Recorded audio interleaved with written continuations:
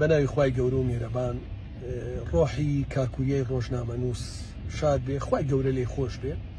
ئەو بار هەڵگرە تەماتەی کە داوێتی لە کاکوریا تەمان بە قاچاق داخڵ کراوە.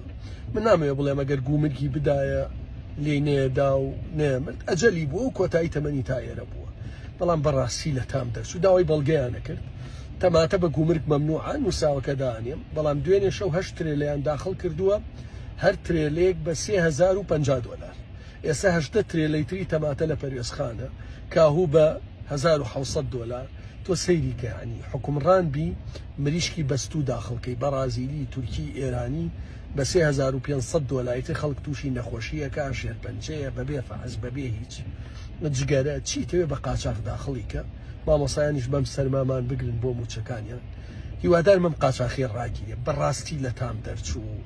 ئەو ساڵەهای ساڵە من بانەوازەکەم، یعنی دەسەڵات لەکوێ بۆ تۆ خۆ دەسەڵات داربی ئەو هێزە ئەمنیانش معاش لە بودجێ گشتی وەرگرن، بەڵام بەکاری بێنی بۆی کاری قاچاقیان پێ بکەین. بە عەلەنی نووسنگەت دانابێ بۆ قاچاقی جگەرە و کاهوو شیری مناڵ و هێلکە و هەموو شت. بەڕاستی لە تامتان دەرکرد. خوای گەورە لە کاکوریا شاد بێ، مردنەکەشی هەڵدانەوەی دۆسیەیەکی تری قاچاقی ئەم دەسەڵات دەکەن.